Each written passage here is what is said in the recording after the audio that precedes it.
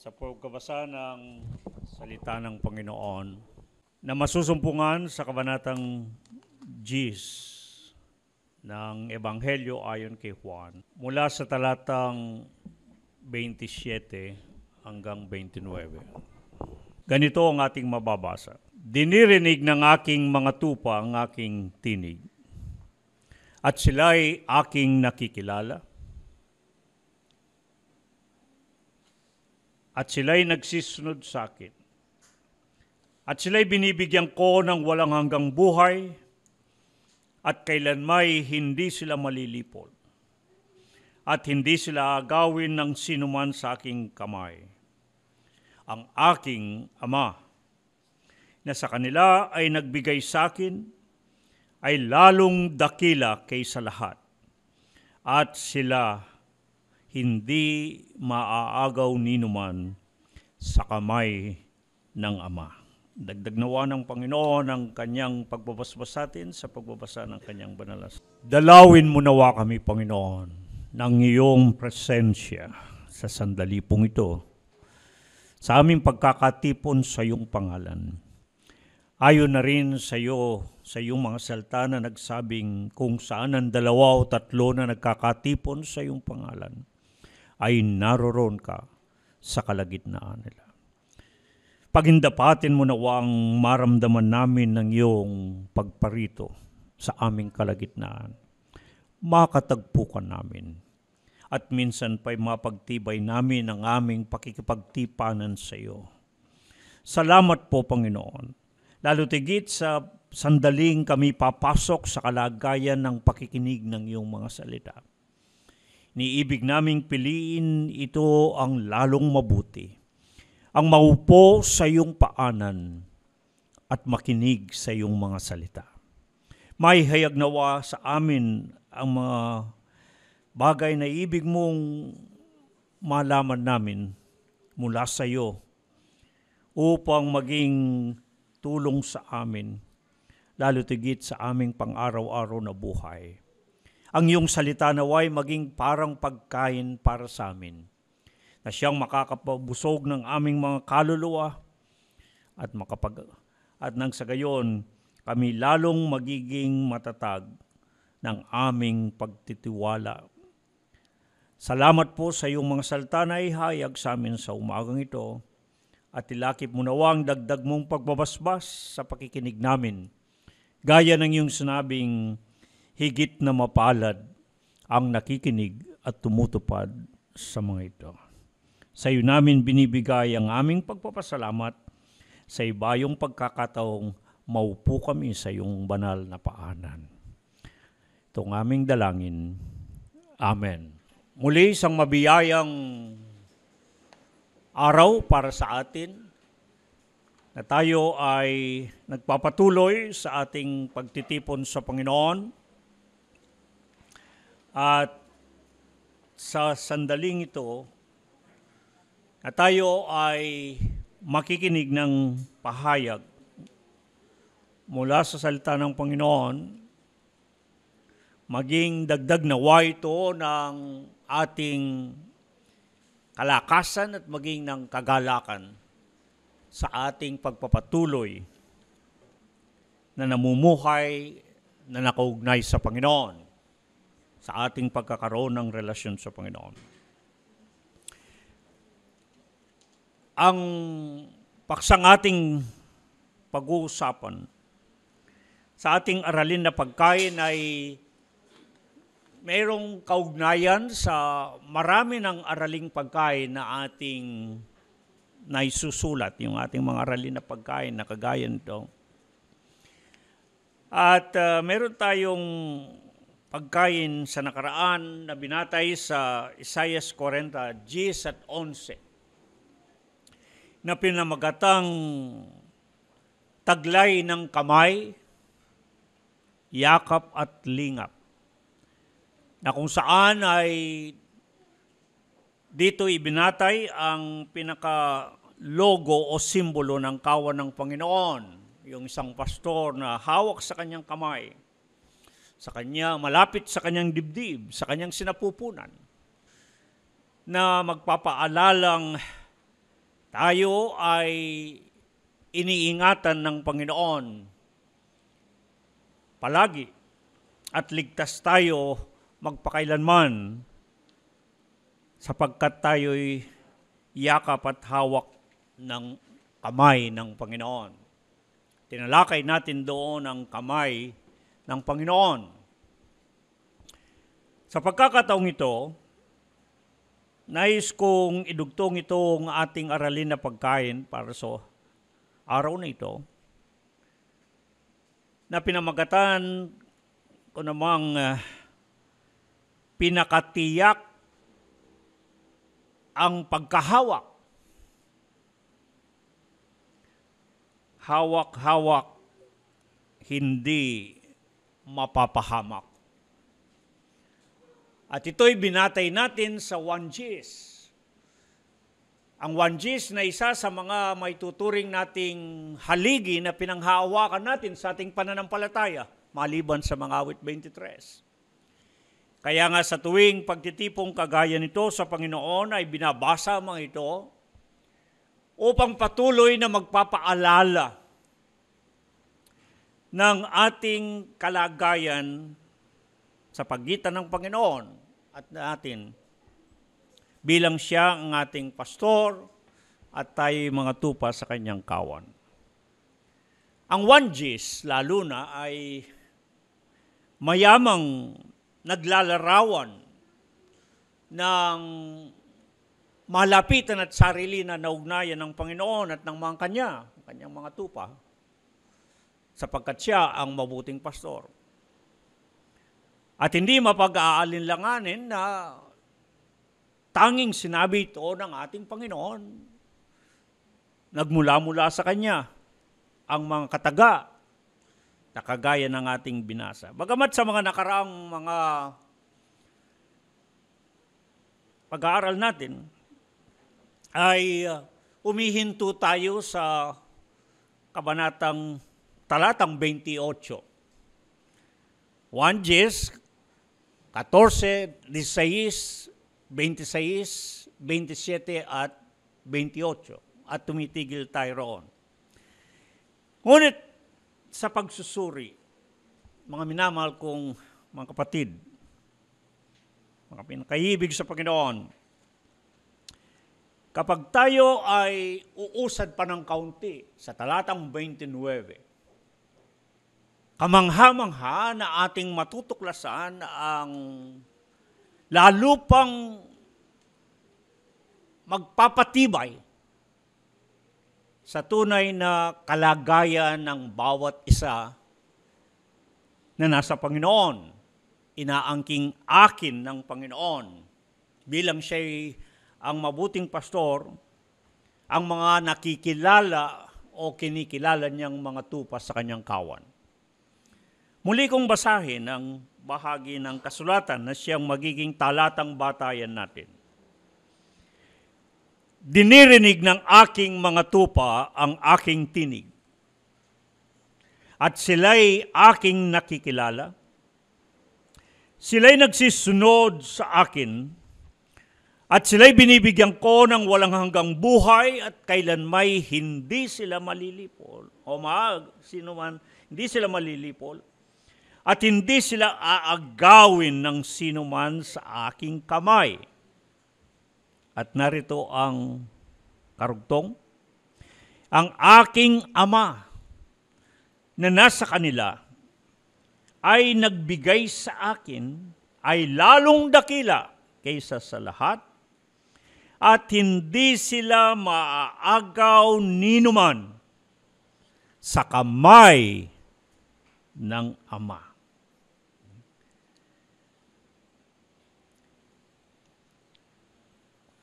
Walang pag-aalinlangan, lubhang mapag-uunawa sa talatang batayan ang itinuturing natin na katiyakan ng kaligtasan na meron yung mga taong nakikilalang o kinikilalang mga tupa ng Panginoon sa kanyang kawan. Mahalaga po ito, hindi lamang sa usaping doktrinal, sa aral, kundi maging sa practical.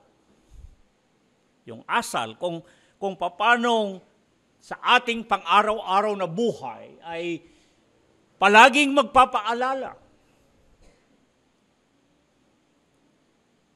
na anuman ang kalagayan, alin mang mga pangyayari ang sasapit, may katiyakan tayo ng kaligtasan sa Panginoon. Upang hindi tayo, lalo na sa mga panahon na para bagang walang tulong na dumarating, walang saklolo na inaasahan. Kapag tayo gipit sa ating mga kalagayan, naghahanap tayo ng kamay na sasaklolo.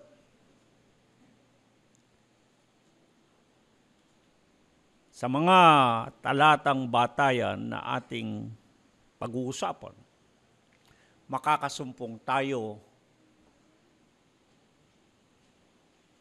ng magpapaalala sa atin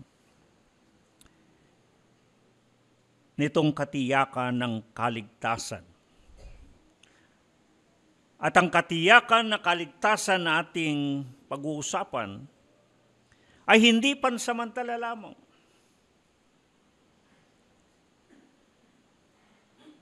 Sapagkat itong mga pangako ng paniniguro na inihayag ay tiniyak din ng ating Panginoon para sa mga kanya, sa kanyang mga tupa, sa kanyang kawan. Ang Panginoon ang mismong nangusap sa mga katagang ating pinag-uusapan. Hindi galing kanginuman, ni hindi gawa-gawa nitong sa inyong umaharap at nagsasalita. Mismong Panginoon ang nagsalita ng mga katagang ito. Pagdududahan ba natin? Pag-aalilanganin ba natin? Magkakaroon ba tayo ng mga pagtatanungan sa ating mga sarili? Totoo ba yan? Gaano katotoo? Gaano kasigurado? Tuwiran at hayagan na sinabi ng Panginoon ang mga ito. Kaya't ako'y naniniwala na ang mga ito'y lubos nating mapanghahawakan at hindi papag-aalinlangan yan. Ito ang usapin na kung minsan ay maging sa hanay o kalipunan ng mga, sabihin na nating iglesyang Kristiyano, mananampalatayang Kristiyano ay pinag-uusapan kung hindi man pinagtatalunan. Itong katiyakan ng kaligtasan at katiyakan ng kaligtasan na walang hanggan.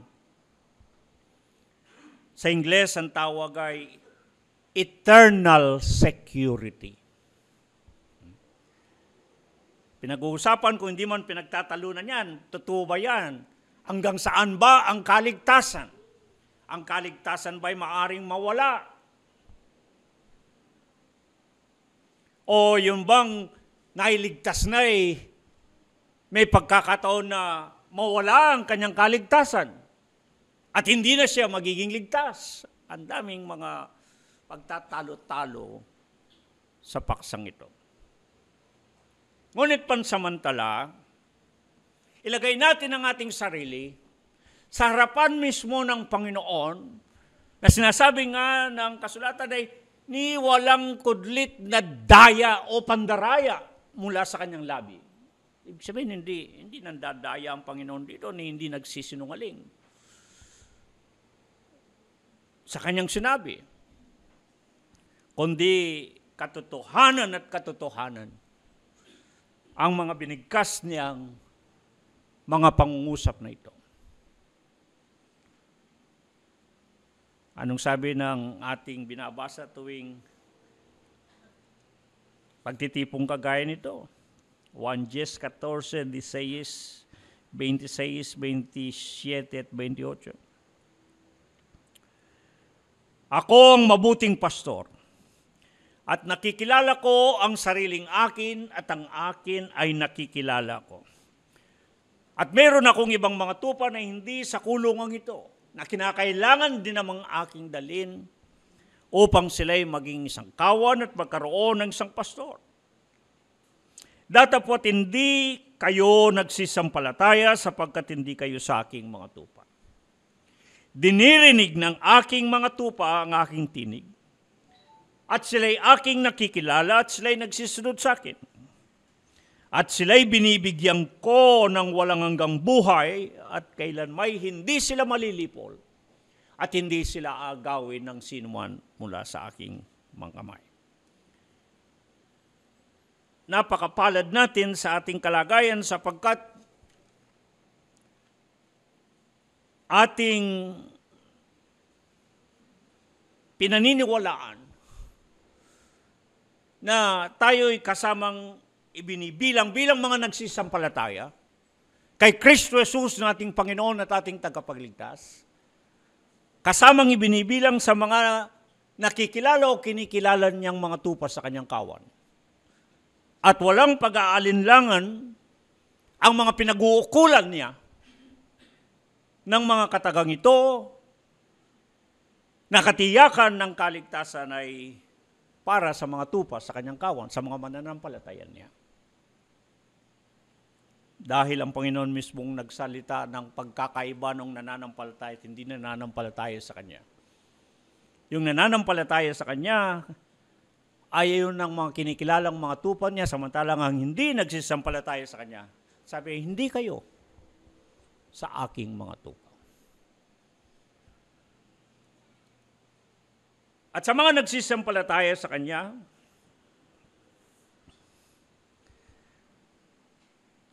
na Kanyang nakikilalang mga tupa sa Kanyang kawan, sila yung inangkin niyang aking mga tupa, sabi niya. At silang walang iba. Ang totoong pinagukulan ng dalawang bagay muna natin pag-uusapan. Na tangi na binibigyan niya ng walang hanggang buhay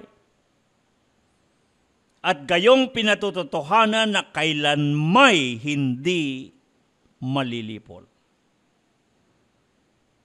Yung dalawang bagay na yon. May pangatlo, ngunit bandang huli natin tatalakayin yung pangatlo. Tiyak ang bagay na ito. At kung inyong papansinin, nandun yung salitang walang hanggan. At nandun yung salitang kailanman. Mahalagang pansinin ang mga salitang ito sapagkat yung sinasabing walang hanggang buhay, sa pagkakasabi pa lamang ay hindi na natin pwedeng pag-aalinlanganin na may hangganan. Sinabi na ngang walang hangganan. Buhay na walang hanggan. Pag titignan ninyo sa Grego na pagkakasulat, yun ng zoen, ay inyon. Ibig sabihin sa Ingles ay life eternal. Walang hangganan. Walang katapusan. At yun namang salitang kailanmay, sa Grego ay yung oume, na ibig sabihin ay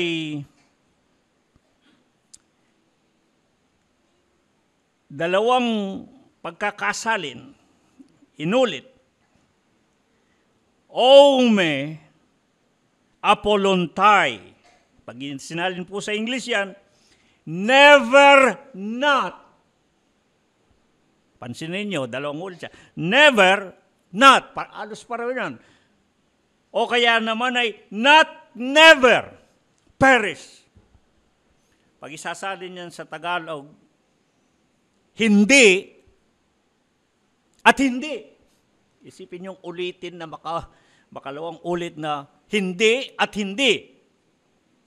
Not, never, never, not. Madiin, kung titingnan ninyo. Iginigiit na hindi at hindi at idinugtong yung kailanman. Pag tinignan yung Grego, ang sabi dyan ay eiston aiona. Ibig sabihin, to the age, to the end, hanggang katapusan, hanggang kawakasan.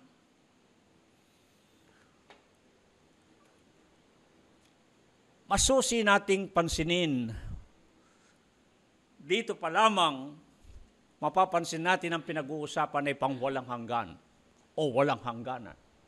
Di sana'y sinabi na lang ng Panginoon, binibigyan ko sila ng buhay. Tapos. At yung buhay na yon ay maaaring magtapos. Mamatay. Ngunit hindi. Ang sabi, buhay na walang hanggan. Wala siyang hangganan. At ang sabi niya, hindi sila malilipol, kailanman, hindi at hindi.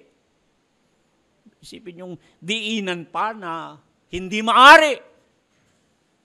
Parang doble imposible ang sinasabi. At yung saltang kailanman, kamukha ng saltang walang hanggan, nagugat pala pareho yan sa saltang ayon na mayroong kinalaman sa panahon, ayon, ayona, at lahat ng mga salitang yang Grego ay tumutukoy doon sa walang hangganan, walang kawakasan. Kaya, ang kaligtasan na pinag-uusapan natin dito ay kaligtasan na walang hanggan.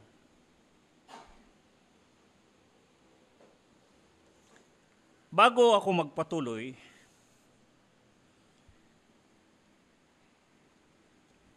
pansinin natin ang sinabing kailan may hindi malilipol.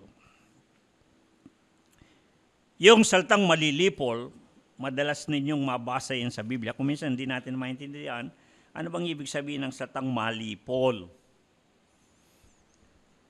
Sa Grego, yun yung saltang apolumi. Mababasa niyo sa 2 Pedro 2:12 yung saltang malipol. Pero katumbas yan sa Exodo 20:26, ginagamit din yung saltang masaktan. Sa 1:11:50, 2 Korinto 4:3, mapahamak. Sa Exodo 19:21, Job 36:12, mga awit 49:19-20, mamatay. Genesis 41:36 at Mateo 10:28, mapuksa. Mga Gawa 13:41, maparam. Ayun yung mga saltang magkakahawig sa saltang apolumi. Masaktan, mamatay, maparam, mapuksa, mapahamak. At doon sinabi na hindi at hindi pwede na malipol. Hindi pwedeng masaktan, hindi pwedeng mamatay. May talatang sinabi ang Panginoon, hindi mamamatay magpakailanman ang mananampalataya. Hindi pwedeng mapahamak, hindi pwedeng maparam, hindi pwedeng mapuksa ang mangkanya. Para luminaw lang yung saltang malipol. Ngunit sa Biblia, kung titignan ninyo, ay mayroong panahon na itinakda ang paghatol at isasagawa ang paglipol. Mababasa ninyo yan sa Mateo 25:31, 46, 2 Tesalonica 1:7, 2 Pedro 3:4-7, Judas 14:15, at 2 Pedro 3:7, Hebreo 10:27 hanggang 31. mayroong panahon na sinasabi ang Biblia na itatakda ang paghatol at isasagawa ang paglipol. At yung paglipol doon ay nangangahulugan ng pagpaparusa. Pagpaparusa. At yung pagpaparusang yon, kung titignan ninyo, pagkapahamak ay hindi doon ang sabi, at ito mga talatang ating makikita, tungkol sa mga mananampalataya. Sila ay maliligtas doon. Roma 5:9, unang Tesalonica 1:10 at unang Tesalonica 5:9. Hindi kasi itinalaga doon sa paglipol na yon, doon sa pagpaparusa, doon sa pagkapahamak ang mga mananampalataya. Marcos 16:16, hindi sila parurusahan. Mateo 25:31, 33, 41, 46, hindi paroroon sa walang hanggang kaparusahan. Nanyo, may buhay na walang hanggan, pero mayroong buhay, mayroong kaparusahang walang hanggan din. 1:3-16, alam natin yan. Walang hanggang kapamakan. May tinutukoy na walang hanggang kapamakan. Ikalawang Tesalonica 1:9, ganun din yan. Walang hanggang kapamakan. 1:11-26, hindi mamamatay magpakailanman. May pagkakataon na tatalakayin ko sa inyo, talagang ibig sabihin ng kamatayan sa Biblia sapagkat hindi natin madalas maintindihan anong ibig sabihin. Kagaya nito, huwag mamatay, hindi mamamatay. Namamatay naman tayo. Ngunit may sinasabing hindi mamamatay magpakailanman. Kailangan natin pag-usapan yan. Liliwanagin ko anong ibig sabihin talaga ng kamatayan ayon sa Biblia. Magkakaroon ng buhay na walang hanggan sa 1:6, 27 at 28. Ganito din sa Mateo 25, 33-46. At sa Panginoon magpakailanman sa 1:12-26, 14:3, 17-24, unang Tesalonica 4:17. At meron tayong aralin na pagkain na pinamagatang paghatol at paglipol, lalo nitong pinalalawa. Binanggit ko lamang yon upang makita nyo kung bakit mahalaga yung salitang walang hanggan at kailanman. At hinango kapwa sa salitang ayon sa Grego, na ibig sabihin yung panahon na walang katapusan, walang kawakasan, magpakailanman. At kung mayroong walang hanggang kapahamakan, walang hanggang kaparusahan, kaya mayroon namang buhay na walang hanggan o walang hanggang buhay. Kaya ang pinag-uusapan mga pinakaibig na kapatid, ang ipinangako na may paniniguro ng Panginoon para sa mga Kanya ay kaligtasang walang hanggan. Hindi pansamantala lamang o maaring mawala. Maliban kung pinagdududahan natin ng Panginoon, maliban kung ayaw nating paniwalaan siya. Kagaya ng mga kaharap niya mga Hudyo, ayaw nilang maniwala sa Kanya. Kaya nga, inihayag na tiyak ng Panginoon doon sa mga nagsisampalataya sa Kanya. Kayo, sabi niya, hindi kayo nagsisampalataya sa akin sapagkat hindi kayo sa aking mga tupa. Pero yung aking mga tupa, sabi niya, sapagkat ako mabuting pastor, nakikilala ko sila kung sino sila at sila naman ay nakikilala ako. Yeah. Dinirinig nila ang aking tinig. Nagsisunod sila sa akin. Kaya naman, binibigyan ko sila ng buhay na walang hanggan, kailan may hindi sila malilipol. Ituloy natin bandang uli yung pangatlo. Hindi ba tuwiran ng mga yon, mga salitang yon? Hayagan? Maaari bang magtanong pa tayo na, baka hindi ganyan ang ibig sabihin ng Panginoon? Bakit parang siguradong-sigurado siya? Mga kapatid, sinigurado nga ng Panginoon ang pangakong ito. Tiniyak ng kanyang inihayag na ang mga kanya ay may katiyakan ng kaligtasan. Kailanman, walang hanggan ang mga bintawang salita ng ating Panginoon. Matingkad ang liwanag. Mababatid sa mga ginamit na mga salita na walang hanggan at kailanman, kagaya ng nabanggit ko kanina. Sapagkat ang salitang walang hanggan at kailanman ay may kinalaman o kaugnayan sa panahon, yung ayon, sinasalin ding walang hanggan. Kaya, mapag-uunawa natin na walang hanggang kaligtasan ang pinag-uusapan dito. Isipin ninyo ito, pansamantala.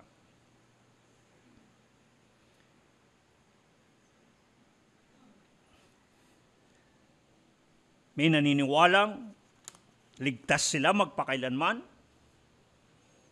Meron namang nagsasabi na pansamantala lang at nawawala ang kaligtasan. Ngunit yun ay nangangahulugang walang katiyakan.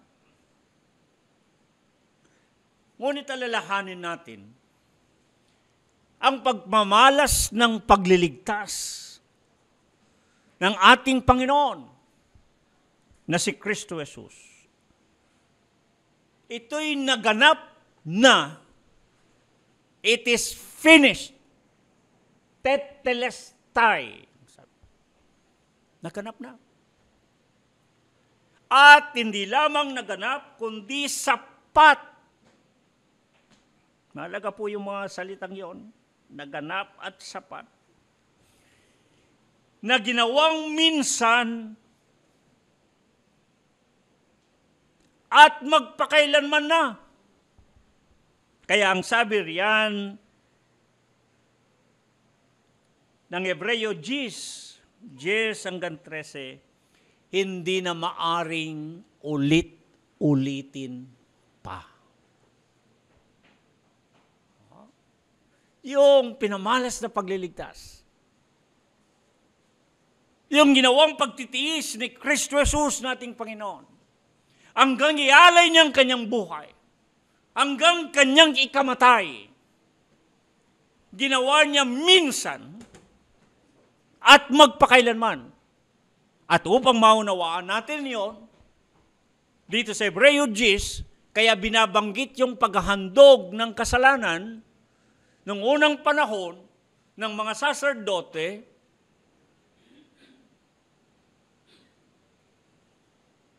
sa tabernakulo o templong ginawa ng kamay ng tao. At ang iniaalay nila yung mga haying susunugin, yung mga hayop na hinahandog.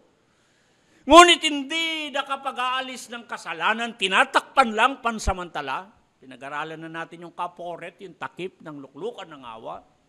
Pansamantala lang, tinatakpan ang kasalanan at kinakailangan nilang gawin ang paghahandog ng ulit-ulit, taon-taon. Dahil hindi naalis ang kasalanan, natatakpan lang. Pansamantala, natatakpan ang kanilang kasalanan, ngunit hindi nawawala. Ngunit nang si Kristo Jesus dating Panginoon, ang sabi diyan sa Hebreo 10, Nanghandog ang kanyang sarili, hindi sa tabernakulo, templo, kundi sa langit siya naghandog ng kanyang sarili, kagaya ng isang saserdote. At yung paghahandog ng kanyang sarili ay minsan lang at magpakailanman, hindi na pwedeng ulit-ulitin. Ibig sabihin, tapos na, ginanap na niya ang pagliligtas, magpakailanman. Kaya ang kaligtasan pinag-uusapan, magpakailanman niya. Hindi na pwedeng ipako. Kaya diyan sa parang sinasabi diyan sa Hebrew, maaari bang ipako pa siya uli? Hindi na. Minsan lang nangyari yan, tapos na ang pagliligtas na ginawa. Kaya ang kaligtasan na pinag-uusapan ay kaligtasan pangwalang hanggan. At kaligtasan siyang pangwalang hanggan doon sa kaparusahan, kapahamakang walang hanggan. Yun ang tinatapatan eh. May kaparusahang walang hanggan na tinutukoy. May walang hanggang kapahamakan doon sa mga hindi nagsisampalataya. Doon iniiwas. Doon inililigtas ang mga nagsisampalataya kay Kristo Jesus, na huwag silang mahulog doon, huwag silang maparoon sa walang hanggang kapahamakan, kundi sa buhay na walang hanggan. At hindi sila itinalaga doon, kailanman, hindi sila mapapahamak doon. Maliwanag po dapat yun sa atin. Sapagkat, maging sa ating pang-araw-araw na buhay, mahalagang maunawaan natin kung ililigtas tayo ng Panginoon, iiwas tayo, makakatakas tayo doon sa walang hanggang kapahamakan. Kahit kung gayon, sa mga pansamantala at kasalukuyan ng mga kapahamakan, kagipitan, at kung ano-ano mga pangyayaring hindi mabubuti, hindi rin tayo pababayaan ng Panginoon sa mga iyon. Hindi rin tayo papayagan ng Panginoon. Hindi rin papayag ang Panginoon. Iyon ang gustong ipakita una nito. Upang mabuhayan tayo ng loob. Upang magkaroon tayo ng lakas ng loob. Na yung kaligtasan ay hindi doon lamang sa inaharap,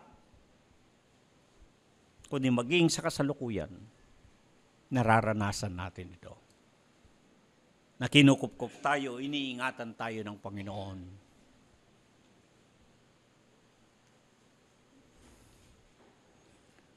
Upang lalong tumingkad pa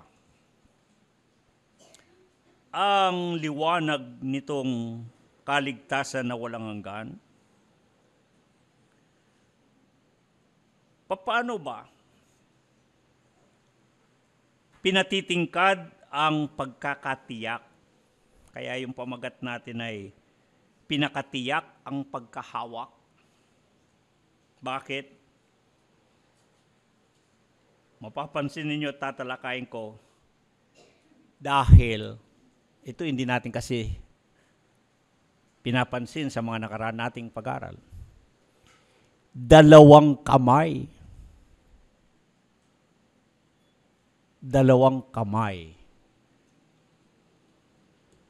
ang mahalagang magpapatunay ng katiyakan ng kaligtasan. Tingnan ninyo.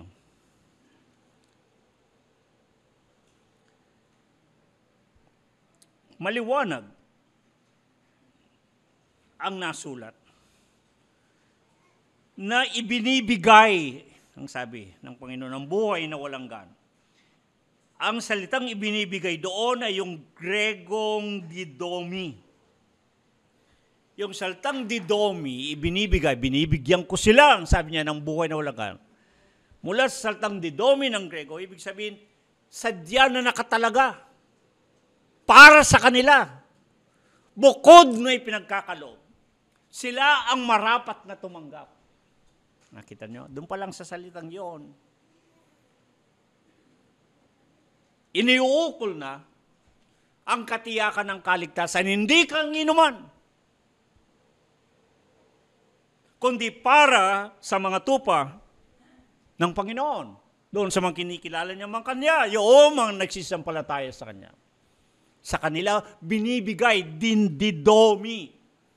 Sa Grego, sa kanila talaga yon, para sa kanila. Bukod na ipinagkakaloob sa kanila. Doon sila'y tinalaga sa buhay na walang hanggan. At hindi sa walang hanggang kaparusahan. Kaya lalong tumitingkad ang liwanag ng ipinagkakaloob na bukod na katiyakan ng kaligtasan para sa mga nasa Panginoon. At tingnan pa ninyo,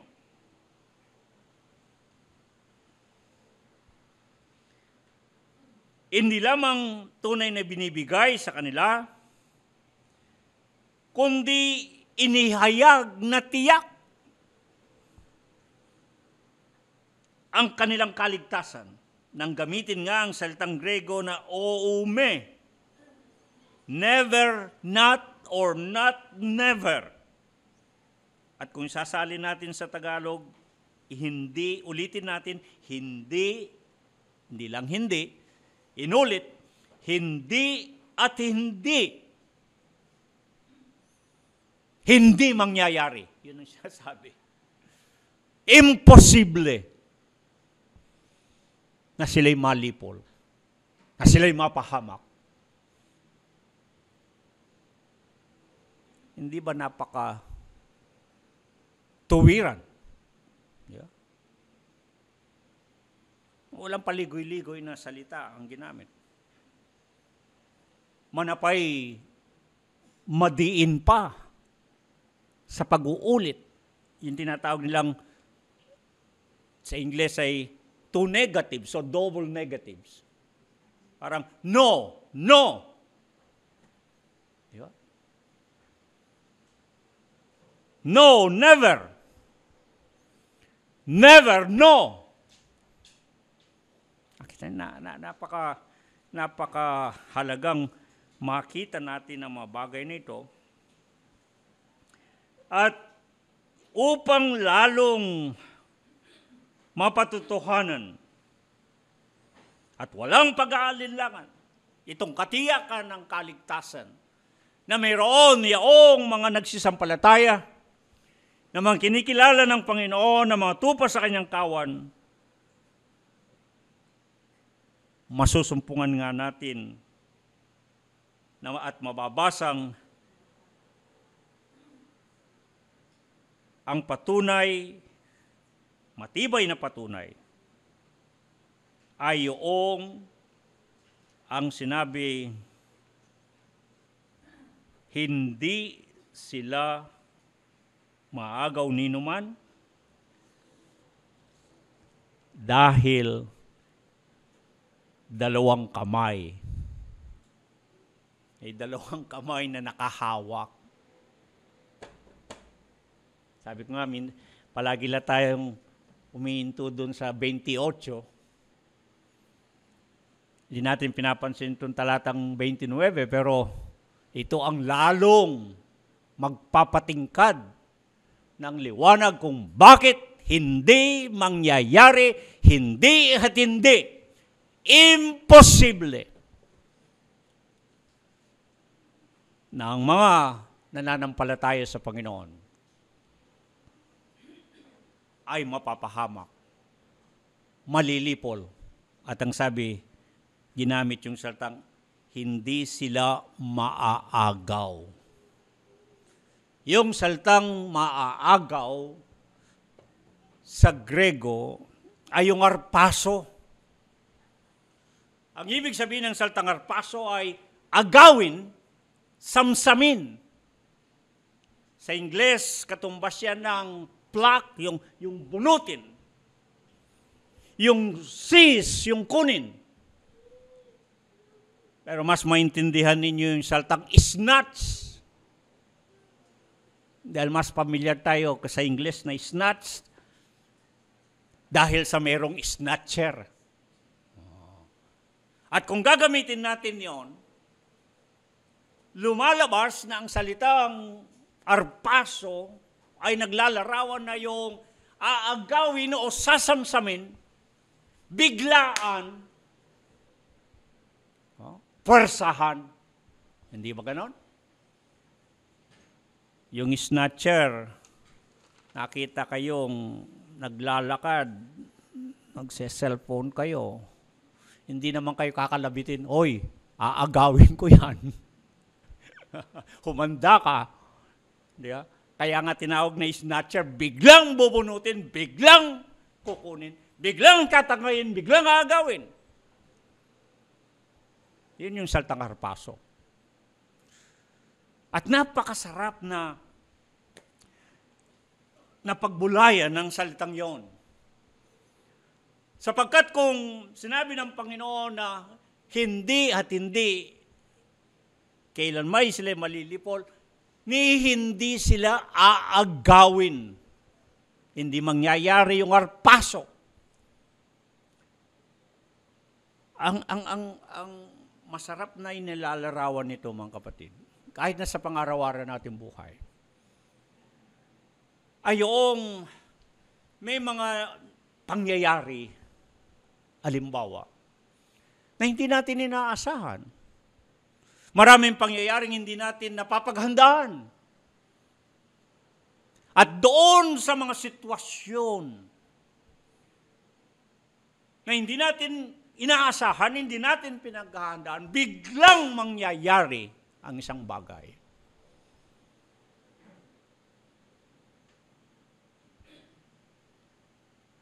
Ang pinakikita ng saltang arpaso rito, sa ganong sitwasyon, naroroon ang Panginoon upang sasaklolo, upang tutulong. Kaya nga, sinabi ng mga awit 46:1, siya'y handang saklolo sa oras ng kabagabagan. Doon sa ating aralin pagkain, taglay ng kamay, yakap, hawak o yakap, yakap o at lingap. May ilang mga talata akong pinili na nais ko rin banggitin ngayon. Halimbawa, Isaiah 41, talatang 8, 13. Ang sabi ng Panginoon, ikaw na aking hinahawakan. Huwag kang matakot, sapagkat ako'y sumasayo. Huwag kang manlupaypay, sapagkat ako'y iyong Diyos. Aking palalakasin ka, o aking tutulungan ka, o aking aalalayan ka ng aking kamay. Akong Panginoon mong Diyos ay hahawak ng iyong kanang kamay na magsasabi sa iyo, huwag kang matakot, aking tutulungan ka. Isaiah 42:6, Ako ang Panginoon, hahawak ng iyong kamay at mag-iingat sa iyo. Isaiah 46:3, inyong dinggin ako, sabi ng Panginoon, na kinalong ko mula sa tiyan, nadala mula sa bahay bata at hanggang sa katandaan, ay ako nga, ay dadalhin kita at aking ililigtas. Isaiah 49:6, narito aking inanyuan ka sa aking mga palad ng aking mga kamay. Ang iyong mga kuta ay laging nasa harap ko. Nakita binanggit yung kamay ng Diyos, kung ano ang ginagawa niya sa mga panahon na kagaya ng May mga pangyayaring hindi inaasahan, may mga pangyayaring hindi natin pinaghahandaan, biglaang nangyayari, o kaya'y puwersang nangyayari. May mga puwersa ng sirkumstansya na hindi natin mapipigilan. May mga pangyayaring hindi natin pwedeng sagkain, ngunit nangyayari. Ngunit sa mga pagkakataong gayon, ang kamay ng Diyos, ang kamay ng Panginoon, ang sabi, hahawakan kita, aalalayan kita. Huwag kang matakot, huwag kang manlupaypay.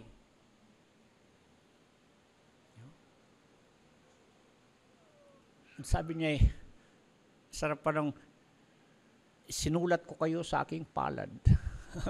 para nakasulat tayo sa palad niya, sabi niya. Kaya naman, iniingatan tayong palagi.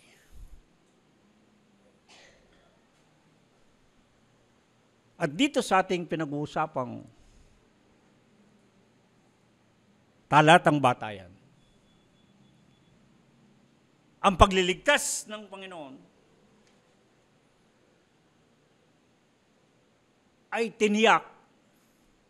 Kaya may katiyakan ng kaligtasan. At dinudugtong ko, katiyakan siyang walang hanggan dahil sa dalawang kamay. Dalawang kamay ang nagpapatunay. Una, sa talatang 28, ang Panginoon na si Kristo Jesus, nating Panginoon, ang nagsabing, kailan may hindi sila maaagaw sa aking kamay. Si Kristo Jesus ang nagsalita. No? Ngunit idinugtong niya, sa pagdating sa talatang 29, ang aking Ama, na higit sa lahat, hindi sila agawin sa kamay ng aking Ama. O, di dalawang kamay yung pinag-uusapan. Mga kapatid, alam natin, kahit na isang kamay lang,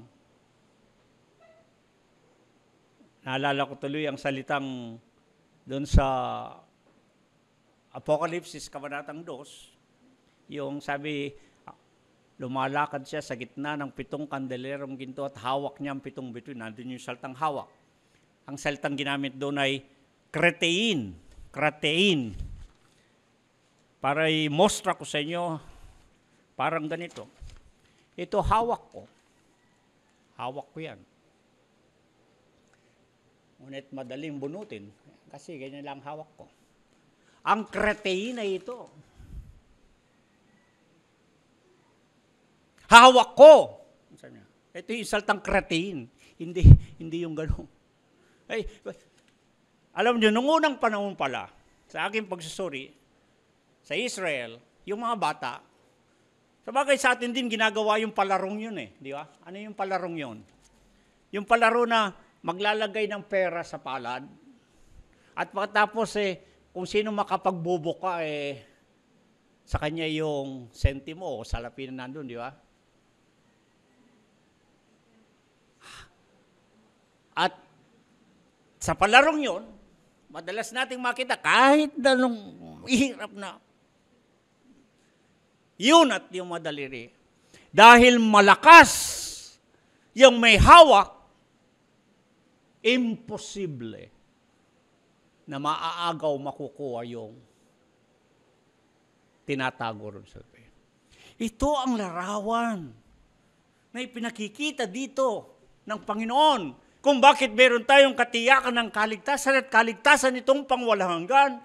Kung hawak tayo ng Panginoon, si Kristo Jesus, at hawak pa ng Ama, ang Diyos. Meron pa bang hihigit doon? Ngayon, may dinugtong ang Panginoon. Ako at ang Ama ay iisa. Hindi natin pag-uusapan muna yon. Hindi natin pagtatalunan kung iisa si Kristo Jesus o iiba siya sa Ama, ang Diyos. Hindi yun muna ang paksa natin. Mayroong pagkakataon doon. Ang mahalaga, ang larawang iniiwan sa atin dito, ginuguhit sa ating pag-iisip, dalawang kamay ang may hawak. Ay di lalong malakas. Kung may nagdududa, kagaya ng mga Hudyo, pinagdududahan nila si Kristo Jesus. Sabi pa nga nila, namumusong ka, isa ka lang tao, pagkatapos ay nag-aanyo ka, nagkukunwari kang Diyos. Doon nga sumagot ang Panginoon, ako at ang Ama ay isa. Kaya nga siya babatuhin sapagkat para sa kanila namumusong sa. Bakit sinasabi niyang siya'y Diyos samantalang siya'y tao? Hindi yun ang ating pag-uusapan at pagtatalunan. Ang pag-uusapan natin ay hindi muna mahalaga pansamantala kung iisa si Kristo Jesus bilang anak sa kanyang Ama o magkaiba sila. Hindi muna yon. Ang mahalagang makita natin, kung tayo nahihinahan, kagaya ng mga Hudyo, kung tayo hindi makapaniwala na may kakayahan o kapangyarihan si Kristo Jesus, nang sabihin niya sa aking kamay, pinatungan niyang, ang kamay ng Diyos. Di ba? Di lalong malakas, matibay, ang katotohanan ang sino mang nasa kamay ng Diyos ay hindi maaagaw. Hindi mangyayaring aagawin at tatangayin ng sino man. Yun ang mahalaga ron. Muna. Di ba? Kung isa lamang si Kristo Jesus bilang anak sa kanyang Ama, wala namang problema doon para sa atin. Siyang nagsabi, iisa sila. Yun po kasi yung mga nagtatalo-talo dyan ay paliliwanag na, iisa sila saan? Tatanungin pala. Iisa ba sila sa katauhan? Iisa ba sila sa kapangyarihan? Iisa ba sila sa kalooban? Iisa ba sila sa kilusan? Panginoon, diretso na yung tanong, sabi niya, ako at ang may isa. Ngayon, kung hindi tayo naniniwala naman doon, wala namang problema. Basta't pati yung Ama, ang Diyos, yung kanyang kamay, ay humahawak din doon sa mga nagsisampalataya kay Kristo Jesus na ating Panginoon at ating Kamay. Meron pang isang talata riyan na sa susunod ko tatalakayin. Ang sabi niya, ang aking Ama na siyang nagbigay sa akin. Yung mga mananampalataya, yung mga tupa na inaaring ang akin ni Kristo Jesus na ating Panginoon sa kanyang kawan, binigay daw ng Diyos Ama. Abay, di lalong mabigat yun. Lalong matibay na patunay yun ng katiyakan ng kaligtasan sapagkat ang Ama na ang nagbigay. Pero pag-uusapan natin yan sa ibang pagkakataon. Sa ngayon, ang pinag-uusapan natin, ang kamay ay dalawa ang tinukoy na may hawak sa bawat nagsasampalataya kay Kristo Jesus nating Panginoon. Di parang kung ilalarawan natin ang kagaya ng pastor at ng tupa na hawak ng kanyang kamay, ng kanyang kanan, ang isang tupa, ngayon makita niya, dalawang kamay ang nakahawak. Magdududa pa kayo na mawawala ang kaligtasan gayong hawak-hawak kayo ng Panginoon at maging ng Diyos? Pagpag-usapan natin ang kamay ng Diyos, halimbawa, tinalakay natin yan doon sa taglay ng kamay, yakap at lingap, yung nakaraan nating aralin pagkain. Yung kamay ng Diyos, tumutukoy sa kanyang kapangyarihan. Mababasa natin yan sa Exodo 15:6. Ang kanan ng Panginoon ay maluwalhati sa kapangyarihan, sa kadakilaan ng kanyang bisig. Exodo 32:11, ang kanyang sa pamagitan ng dakilang kapangyarihan at makapangyarihang kamay. Deuteronomio 4:34-35, makapangyarihang kamay at unat bisig ng Diyos. Ang dami niyan. na kapag ang kamay ng Diyos ang pinag-uusapan, ay tumutukoy ito sa kanyang kapangyarihan. At kung kapangyarihan din lamang ng Diyos ang kanyang kamay ang pag-usapan, makikita ninyo ang napakaraming talata sa Biblia. Na halimbawa sa awit 8:3, mga awit 89, 11 hanggang 13, Jeremías 25:5, 32:17, Isaías 40:12, Isaías 48:12, 13, at marami pang talata na kapag pinag-uusapan ng kamay ng Diyos, yung kanyang kapangyarihan, ay inilalakip o tinutukoy, halimbawa, kung paano niya iniladlad ang langit at kung paano niya nilagay ang patibayan ng lupa, kung paano niya nilikha ang langit at ang lupa ng kanyang kamay. Yung kamay na yon, yung kapangyarihan na yon, na lumikha ng langit at ng lupa, yun din ang kamay na humahawak.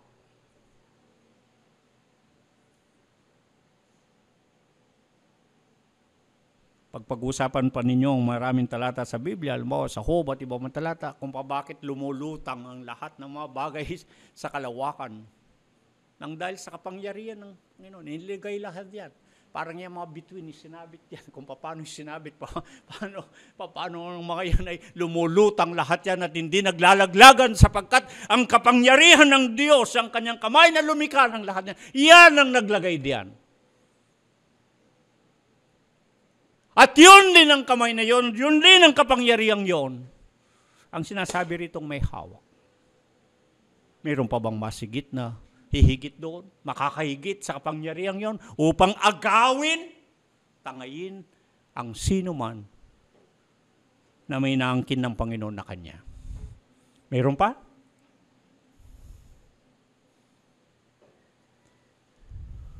Mga kapatid, sentido komon.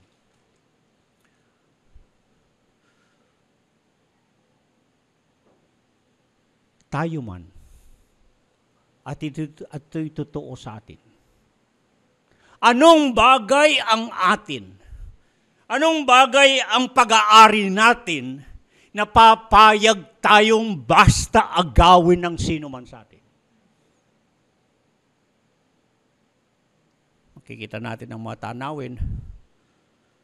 May napapahamak pa nga, napapatay. Kasi makikipag-agawan siya. Pag ginagawa ang kanyang bag, pag ginagawa ang kanyang cellphone, makikipagbuno siya.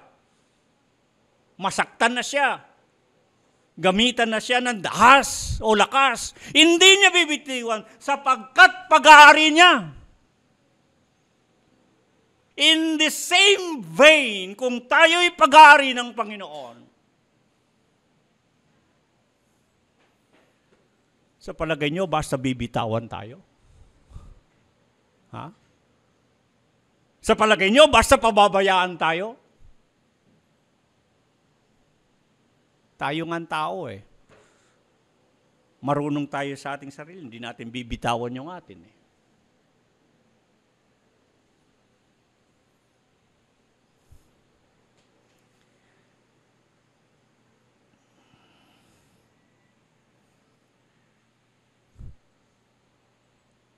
Ang aking Ama, na mas dakila sa lahat. Itabi na muna natin, halimbawa ang Panginoon, si Kristo Jesus. Merong mas dakila sa kanyang sabi niya. Ang aking Ama, ang Diyos, sa kanyang kamay, hindi aagawin ng sino man. Kaya wala pa sigurong isinilang na mas hihigitan pang kapangyarihan ng Diyos. Alam natin yon. Walang higit pang makapangyarihan sa Diyos. Mahaba pa itong ating usapin pero magtapos muna ako. Alam niyo kung nasaan ang natuklasan ko kagabi at saka kaninang madaling araw na pinag-aaralan to. Alam niyo kung nasaan ang nagiging pag-aalinlangan? Pag-aalinlangan na halos hindi makapaniwala na ang kaligtasan ay pangwalang hanggan?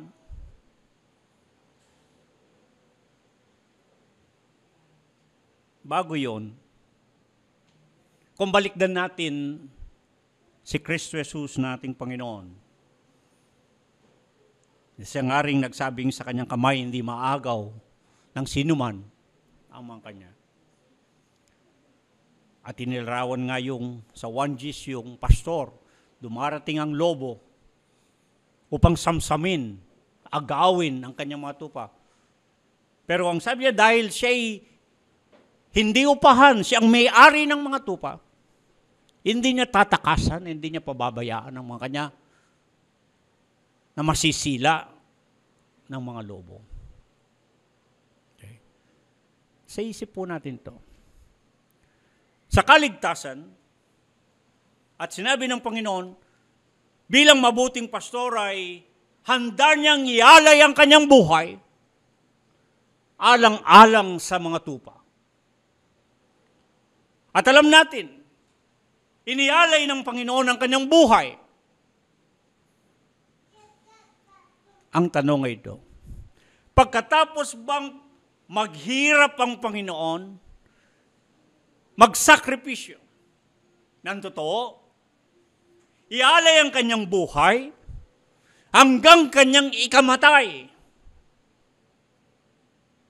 Sa Tito 2, ang sabi niya, upang tubusin yaong magiging aangkinin niyang pag-aari niyang bayan.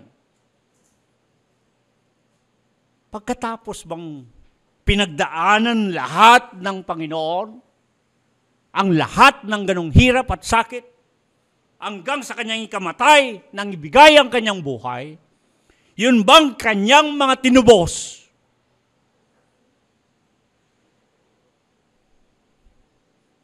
Yung kanyang mga tinubos, yung kanyang pinagalayan ng buhay, ay gayon na lamang na basta niya bibitawan at pababayaan. It will make no sense at all. Di po ba? Parang sa usapan tao wala yatang katinuan ng isip ang ganoon. Yeah? Kayo, may bibilhin kayo, may tutubusin kayo. Babayaran ninyo. Babayaran ninyo ng pinaghirapan ninyo. Babayaran ninyo ng lahat ng inipon ninyo. Pagkatapos nyo mabili, itatapon ninyo yung binili ninyo. Ha? Wala sa katinuan ng isip ang gano'n. Hindi ba? Pag binili mo, tinubos mo, magiging iyo. Hindi mo pababayaan yan. Maliban na lang kung mayaman kayong gusto at nagtatapon ka ng pera, wala kayong paglagyan ng pera ninyo. Hindi. Alam natin, kapag atin, hindi natin pababayaan. Ganon din. Lalo na kung mahal ang naging bayad ninyo, ipakatatago-tago ninyo yan. Sisinupin ninyong gusto. Dahil mahal na ang inyong ibinayad. Mga kapatid, hindi tayo, ang sabi nga ni Apostol Pedro, hindi tayo tinubos ng ginto o ng pilak o ng anumang mamahaling bagay. Tayo'y tinubos ng mahal na dugo ni Kristo Jesus. Mahal ang ipinambayad sa ating kaligtasan. At yung bang binayaran na yon na mahal na bayad, itatapon na lang ng Panginoon. Pababayaan na lang. Mga kapatid, ako'y naniniwala, hindi mangyayari. Ngayon, saan ang kalituan talaga? At saan talagang pagtatalo-talo? Kung ang kaligtasan ba'y pangwalanggan, ligtas magpakailanman, may eternal security, o pansamantala lang nawawala. Natuklasan ko kagabi sa aking, at kanina madaling araw sa aking pamuni.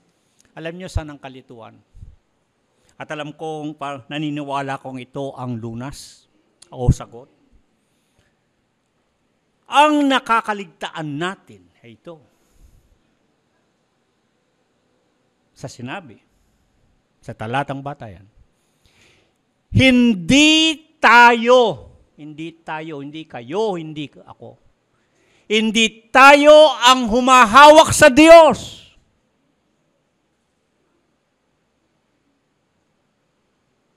Kundi ang sinasabi, ang Diyos ang may hawak sa atin. Nakita niyo yung pagkakaiba? Ha? Kung kayo ang humahawak, baka bumibitaw pa nga kayo at makakabitaw kayo. Hindi, ang ganun sinasabi. Ang kamay ng Diyos ang may hawak.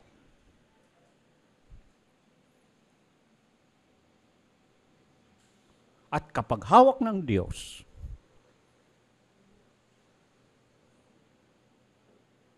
basta bibitawan niya. Nakalinaw po sa inyo? Ha? Kasi kaya tayo nagtataltal. Parang hindi tayo nakakasiguro, hindi tayo nakakatiyak kung ligtas tayo at ligtas tayo hanggang kailan. Pagpakailanman, may pagkakataong mawawala tayo, ang kaligtasan wala na sa atin. Palagi, minsan nga sinabi ko, ang kaligtasan hindi nawawala. Minsan at magpakailanman, ginawa na yan, naririyan. Nasa tao na lamang kung ibig niyang maranasan, matikman ang kaligtasan na yon sa pamagitan ng pagkilala kay Kristo Jesus nating Panginoon na kanyang tagapagligtas. Ngunit, hindi na ulit-ulitin yun, yung pagliligtas na yon. Hindi na ipapakong muli ang sabi ng kasulatan diyan sa Hebreo 10. Minsan at magpakailanman nang yan, nahandidiyan ang kaligtasan. Ngunit ang pagkakamali natin, ang tingin natin sa kaligtasan tayong may gawa. Kaya tayong umahawak ng kaligtasan. Tayong umahawak sa Diyos. Hindi, baligtad. Ang sinasabi rito, ang Diyos ang may hawak sa atin. Mga kapatid, ang akin na lamang nakikita rito at siyang ating pagbubulayang mabuti ay ito. Habang tayo hawak ng Diyos, hindi tayo malalaglag, hindi tayo mapapahamak. Yan ang tiniyak, yun ang sinigurado. Ang katanungan na lang, kung bibitawan kayo ng Diyos. Kung bibitawan kayo ng Diyos. Sa Biblia ba, may pagkakataong bumitaw ang Diyos ng kanyang kamay? Meron po. hindi yun ang pag-uusapan natin. Ibang talakayan yan. Ngunit ang akin lamang nais na iwanan sa atin, hanggat hawak tayo ng Diyos, hindi tayo mapapahamak.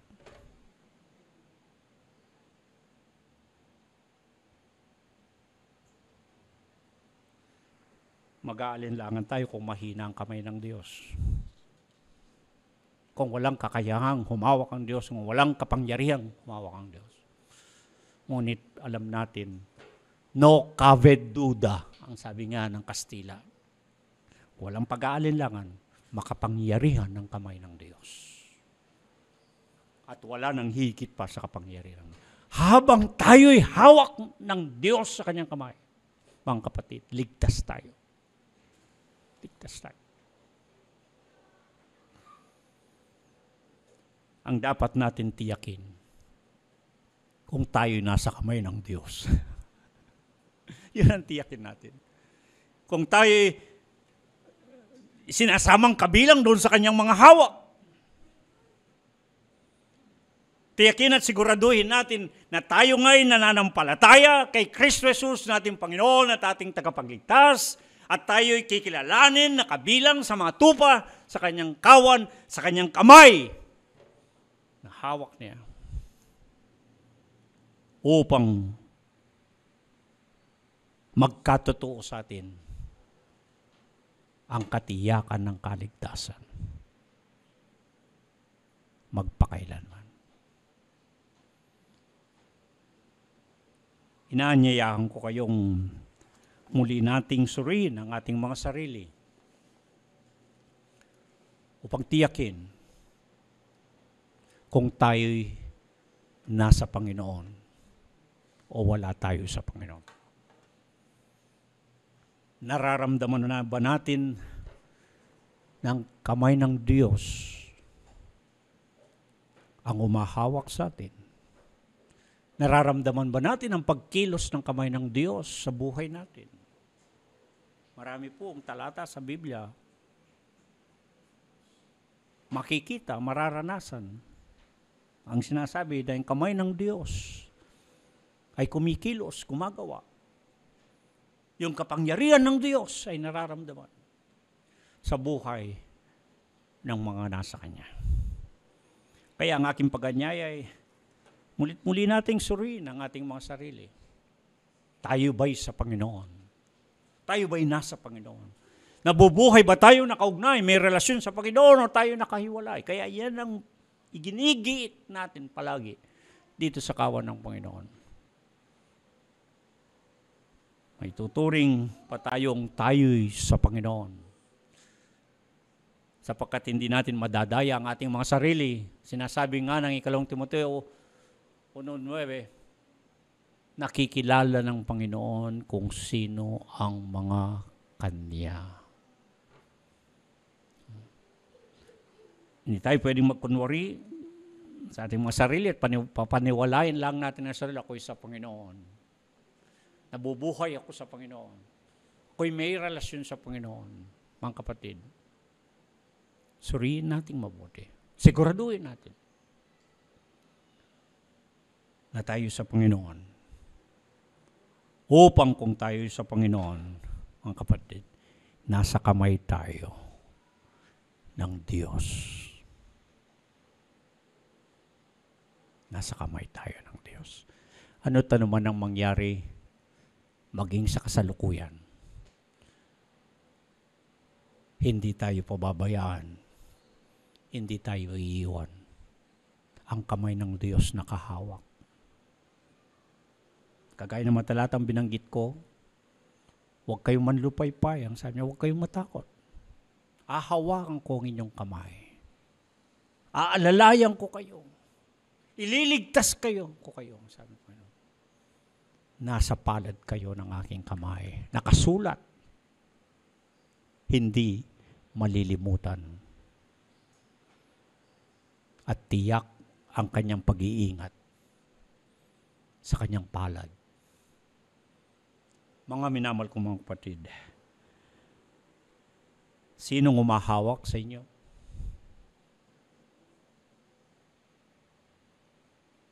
Ano ang umahawak sa inyo, sa buhay ninyo? Aking dalangin, ilagay nawa ninyo ang inyong buhay sa kamay ng Diyos.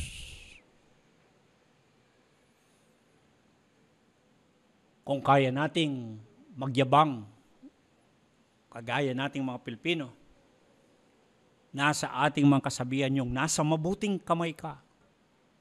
Sino tayong makatitiyak sa isang kapwa-tao, sabihin natin, nasa mabuting kamay ka? Mga kapatid, mas tiyak kapag tayo ay nasa kamay ng Diyos, hindi ng sino man.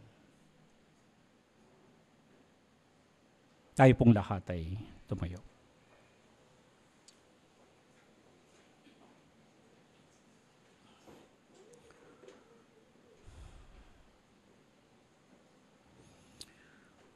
Aming Diyos at aming Panginoon, lubos po ang aming pasasalamat sa sandali ng aming pagbubulay-bulay ng iyong mga salita, sa aming mga narinig sa pahayag, napakasarap pong damahin. Napakasarap na isipin ang isang buhay na nasa kamay mo. Marami pong bagay sa buhay na ito na hindi namin kayang sawatain, hindi namin kayang pigilin. Nangyayari at nangyayari. At marami pagkakataon nangyayari na hindi namin inaasahan. At tinutulak ng puwersa ng sirkumstansya. Ang lakas ng mga kaganapan, may mga pagkakataon kami napapalugmok, nalulungkot. Nagtatanong bakit nangyayari ang lahat ng may ito at wala kaming kakayahan. Sa ganang aming mga sarili, wala kaming sapat na kapangyarihan.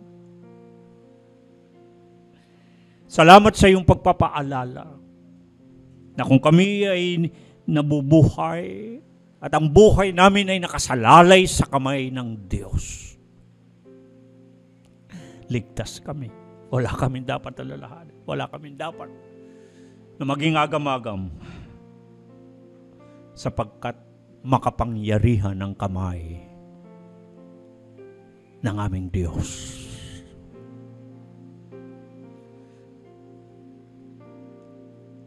Ipagdama mong Panginoon sa maraming pagkakataon sa amin na nararamdaman naming hawak-hawak mo kami. Paramdam mong inaalalayan mo kami. Lalo na't kami mahina, ngunit ikaw ay malakas. Yung kamay mo na kung sakaling kami manghina at madapa, malugmok, ngunit ang kamay mo'y handang saklolo upang kami bangon. Sa mga pagkakataon na para kaming naghihinagpis, tinanghina ng loob, maramdaman namin ang tapik ng iyong kamay sa aming balikat, sa aming likuran, at nagsasabi, huwag kang paghinahan ng loob. Hawak-hawak kita.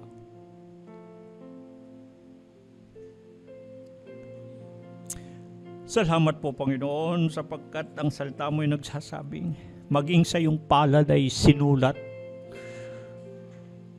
sa iyong kamay kami. Para bang nagpapagunita sa amin na hindi mo kami kalilimutan. Hindi mo kami pababayaan. Nakikita mo, nakatatak kami sa iyong palad, sa iyong kamay.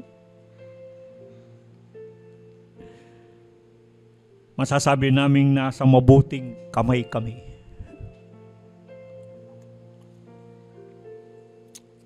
Oo, aming Panginoon, napakabuti mo. Papasalamat kami sa mga pag-aalala mo sa amin, pagpapaalala ng iyong mga salita upang sa bawat araw ng aming buhay ay hindi kami manglulupaypay. Hindi kami maduduhagi, hindi kami panghinaan ng loob. Hindi. Sapagkat merong hawak, ng umahawak na kamay sa amin. Salamat po, Panginoon. Salamat sa katiyakan ng kaligtasan na ipinapaunawa sa amin ng iyong mga salita. Pinasasalamatan ka namin at ibinibigay sa iyo ang lahat ng kapurihan, karangalan at kadakilaan ngayon at magpakailanman. Amen.